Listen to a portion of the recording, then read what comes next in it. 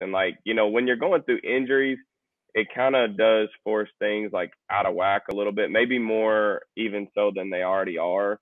Hmm. Because Ben's mechanics, like we talked about it, like for when he was off for that entire year, 2019, like with his elbow, I don't see. I mean, there has been a physical deterioration, like in terms of his mobility, and like the arm isn't as strong, but I still think it's like, I mean, it's strong enough. His main problems right now are his lower body mechanics are all out of whack. I mean, he's not pointing towards his target.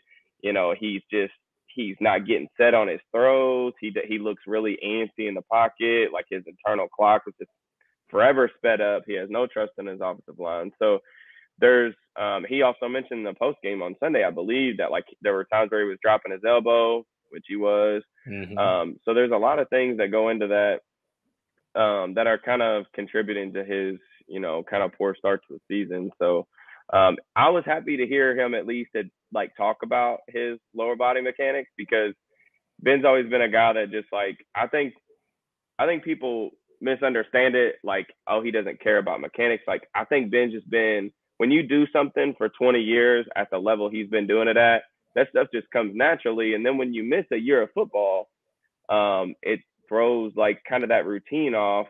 And then when you get older and your physical talent kind of start to regress, like that stuff's even more important because you don't have that crazy bazooka arm strength anymore. You don't have the legs that you can run around like crazy, like Tomlin talked about in his presser this week. So all that stuff gets more kind of critical as you get older. And like right now, that's what's failing him more than anything, is just the mechanical aspect of it. So it's fixable, but it is harder when you're not, healthy. I don't know what percent he'd probably say he's at, but